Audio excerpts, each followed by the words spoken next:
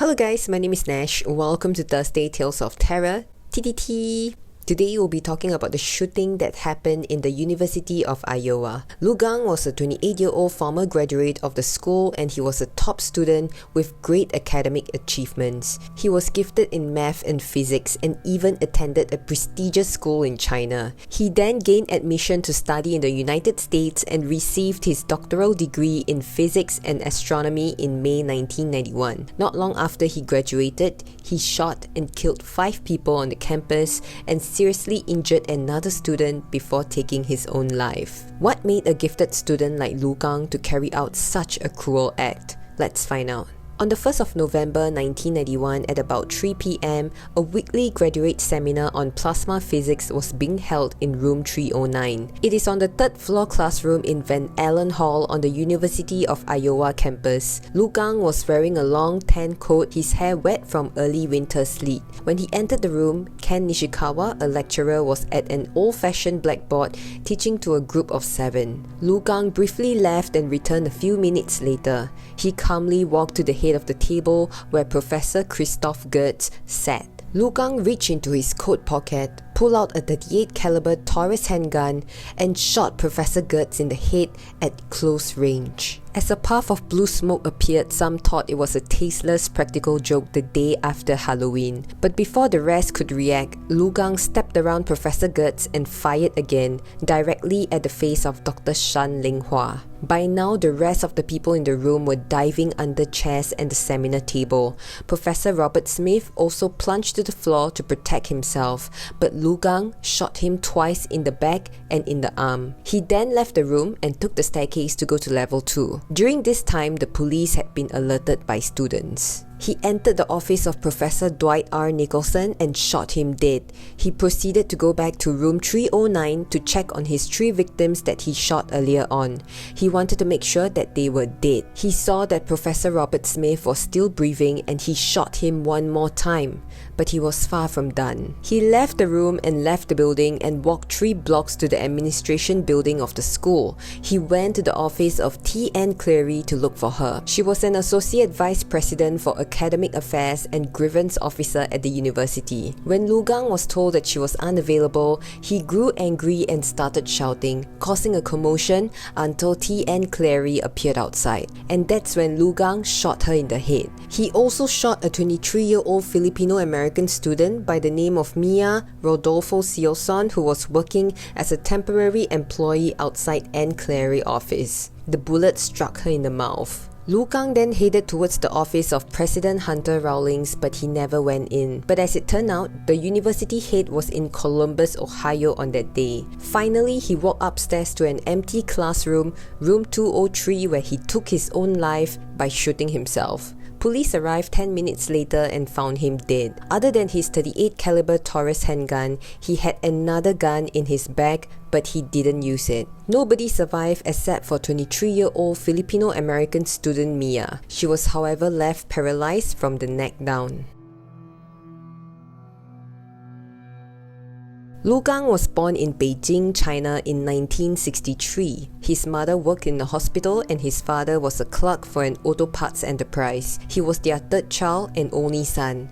He was the closest to one of his sisters, Lu Huimin, who was living in Beijing during the incident, and recalled that Lu Gang was a quiet and timid child. Growing up, Lu Gang was an average student in primary school, but he liked to read. Whenever their parents had guests over, Lu Gang would go outside to a small vegetable shed carrying a candle and a book, and that's because their family's living space was very small and he just wanted to read comfortably. By junior high school, Lu Gang's talent for math and physics surfaced. He was sent to a selective school outside the neighborhood where he won numerous academic awards. In 1984, when Lu Gang was 18, he was admitted into Peking University in Beijing, and it's one of the top academic institutions in China. After passing the China-US physics examination and application, he was admitted to study in the United States for his doctoral degree. When Lu Gang left for America, he was very excited. He wanted to be successful. He managed to rent an apartment, and in order to pay rent, he would become a graduate assistant in physics over the summer. He also decided to rent out one of his rooms at $160 a month. A graduate student in education by the name of Chi Xuming was keen and decided to move in with Lu Gang. Not long after, Lu Gang met Shan Linghua, another physics student from China, and Lu Gang wanted to include him in the apartment. So he reduced the rent to $110 a month per person. However, Lu Gang wanted the two students to share one room and a bed, and according to Xuming, such selfishness was characteristic of Lu Gang. Lu Gang had no idea how to take care of himself. In his room, books, pencils, and spare change were always on the floor. There were usually 3 or 4 pairs of dirty socks under his bed. Xuming needed to beg Lu Gang to clean up the dirty dishes as cockroaches began to appear, but somehow never had the time, and the roommates would usually clean up after him. Shan Linghua, on the other hand, was different from Lu Gang. Xuming found him to be kind and self-sacrificing. He was also very smart and hardworking. Both Shan Linghua and Lu Gang were smart, but Lu Gang perceived himself as the smartest guy in physics. Lu Gang believed he should be number one and that he should be worshipped. According to Xuming, he wanted to look down on other people and he didn't want anyone to look down on him. And he would go on to describe Lu Gang as someone who would always isolate himself and had an unattractive temper. By late 1987, 2 years after Lu Gang arrived in the United States, there were some clear indications he was unhappy with physics. He requested for a transfer but was rejected. Lu Gang also grew increasingly remote from his family in Beijing. He stopped writing to them at one point. He was having problems with physics, with his thesis advisor Professor Goetz, and with Shan Linghua. Shan Linghua and Lu Gang were working simultaneously on doctorates for Professor Goetz. And while Lu Gang was good in physics, Shan Linghua was better. Shan Linghua got a better grade because he was genuinely interested in physics and he worked harder than anyone else. But Lu Gang was clearly unhappy.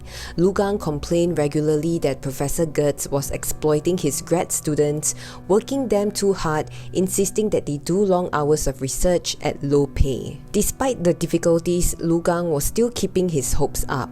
He finished his doctoral thesis and began applying for jobs. He went in for oral exams on his thesis before members of the department, but it didn't go very well. The members of the department consist of 4 members: his advisor Professor Goetz, advisor assistant Robert Smith, chairman Dwight R. Nicholson, and another professor. Lu Gang had trouble with the questions from the department chairman Dwight Nicholson. He felt that he was exposed brutally to both personal humiliation and emotional anguish at his thesis defense. He blamed Professor Goetz for failing to tell him beforehand what he was expected to do. But Professor Goetz himself was also unhappy with Chairman Dwight Nicholson for hammering away and making Lu Gang look bad. But what's done is done. Now, every year, the University of Iowa gives out the D.C. Pritzker Dissertation Prize, a cash award of $2,500 for an outstanding doctoral thesis. The physics department had been asked to submit recommendations. Chairman Dwight Nicholson had originally asked if he could submit 2 names, Shan Linghua and Lu Gang. But after sitting through Lu Gang's troubled defense of his dissertation earlier on, Chairman Nicholson decided on his own to submit a single name, which was Shan Linghua. Lu Gang found out about the decision when he came upon a memo Nicholson wrote congratulating Shan Linghua on his nomination for the prize. That afternoon, Lu Gang told Professor Goetz he was very upset about the decision. Lu Gang was still revising his own thesis, which would be finished in only a couple of days, yet Nicholson had already nominated Shan Linghua's dissertation. And to Lu Gang's frustration, Shan Linghua won the award. Lu Gang believed that winning the prize would have made it easier for him to get a job and not have to return to China. After Lu Gang was awarded his doctorate, he wasn't getting jobs. He wrote to at least 40 to 50 universities without success. While applying for jobs, Lu Gang wrote a series of letters, grievances, and appeals to University of Iowa administrators. He argued repeatedly that he had been unfairly denied the Spritter Spark Prize because Chairman Nicholson had selected Shan Linghua before the deadline. One of these letters went to Cleary, whom Lu Gang eventually killed, and somehow Lu Gang came to believe that university officials were engaged in a cover-up and were conspiring against him. His complaints about being denied the award were going nowhere. He had even returned to Rawlings, the university president, but without any impact. It was later revealed that on the 21st of May 1991, before he was awarded his doctorate, Lu Gang had filed an application to buy a gun. On May 24th, he was permitted, and 5 days later, he bought a 25 caliber handgun. He would practice his marksmanship at the shooting range. On July 28, Lu Gang went to a local sporting goods store and traded his first gun for a more powerful Taurus 38. And before the tragedy happened, Lu Gang had a few things he wanted to do. He wanted to see Disney World, and so he went there and other places like SeaWorld and New Orleans Aquarium. Early in October, Lu Gang began withdrawing his savings from his bank accounts. He bought a $10,000 money order and mailed it home to his sister, Lu Huimin. She was shocked because of the huge amount. A couple of weeks later, he did it again, sending another $10,000 check to his sister with a short note that said, "When you get the check, deposit it in the bank. Whatever may happen to me, you may know in the future." His sister didn't feel at ease when she saw the note, hence about 3 days later, she called to check in on him. He said he was okay, and he told her that he had been honest and frank for his whole life, and he felt that he suffered because of it. People take advantage of him, and he doesn't feel good about it. Lu Gang then asked about his parents and his sister's child, and he never mentioned any problems he had with the physics department. In the last hours of his life, Lu Gang cleaned out the remainder of his savings, which was slightly more than $5,000, and put it into checks that could be mailed to China. He also packaged his clothes, a camera, tape recorder, binoculars, and hairdryer. He put this together with a final letter to his sister.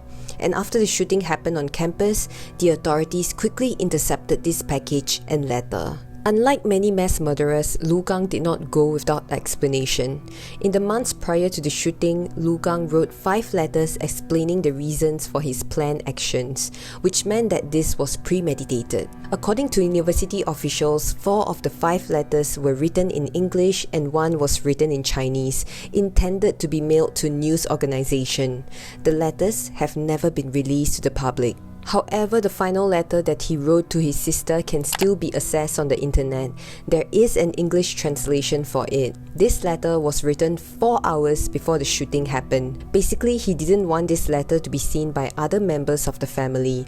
He requested for his sister to deposit the check quickly, and that when she read this letter, he would probably no longer be around in this world. He mentioned that he worried about their parents because they are old and they might not be able to handle the news. He was really struggling, and I think it came to the point where enough was enough for him. He begged his sister to take care of their parents. He also instructed her not to spend any money on a funeral for him. Do not go to the US to collect his body. The best thing would be to let the Chinese embassy have his body cremated there in the US and just send some ashes back. He warned his sister that she should not let anyone in the US blackmail her into paying anything. He also said that the money he sent back will suffice to repay for their parents' loving kindness in raising him and the gentle care that his 2 elder sisters gave him when he was young. He confessed that after he talked to his sister on the telephone, he actually broke down and cried alone. He was just very frustrated, and there was an indication in the letter that mentioned he had wanted to do the shooting for a long time, but he waited and persevered until he was awarded his doctorate. Because getting the doctoral degree was an honor for the whole family. He told his sister not to be sad about it, and that he at least found a few traveling companions to accompany him to the grave. He also wrote that in his 28 8 years of living, he had achieved whatever he wanted. Even though he didn't manage to get married, he did date all sorts of women. Women from China, women from other countries, women who were single, women who had boyfriends, divorced women, and even married women. He believed that the grass is always greener on the other side, and he just can't be satisfied with a particular person. And then he moved on to talk about his frustration with physics, and he was losing interest in it. Having spent so many years on the subject, 4 years in college and 6 years in graduate school, he came to the point where he felt that he couldn't go anywhere, like he reached a dead end. And he just finds the study of physics to be more and more disappointing. He regretted not taking up a more practical subject. And before Lu Gang ended his letter, he expressed dissatisfaction with his parents and family situation. He expressed that his parents were very ordinary people and could not guide him in his studies, and as a result, choosing physics was his biggest regret and mistake. He went on to compare his family situation with other students. He talked about how their parents were high-class intellectuals who have studied abroad, how they were so capable of providing so many options and guidance for their children, and money wasn't an issue for them. He concluded by saying that how things had turned out for him was partly his parents' fault. It's clear that Lu Gang had thought this through calmly before executing his plans. He knew who to shoot, and he had his reasons for taking their lives. Although it was unknown why he would shoot 23-year-old Mia, but Mia was the sole survivor of the shooting. She became a long-time advocate for disability rights and fighter against injustice. She, however, died from inflammatory breast cancer on December 3, 2008. Many people were affected by this shooting, not just the family members of the victims, but people who were in the school during the time of the shooting were affected too. Colleagues and friends of victims were deeply saddened and affected by the incident. Some of them even have nightmares, and some even begin to appreciate life more as it could have been them on that very day. And so we have come to an end for today's story. I know there are many more cases of mass shootings to cover, and we often question why would the shooter do such a thing. This case does provide some insights to the behavior and thoughts of the perpetrator. After knowing all this, could this have been prevented? Putting gun law aside because it's an exhausting battle, and let's not even go there, are there red flags that can be identified to prevent such a situation from happening? Let me know in the comment section. As always, thank you for being with me this Thursday. Stay safe, and I hope to see you guys again next Thursday.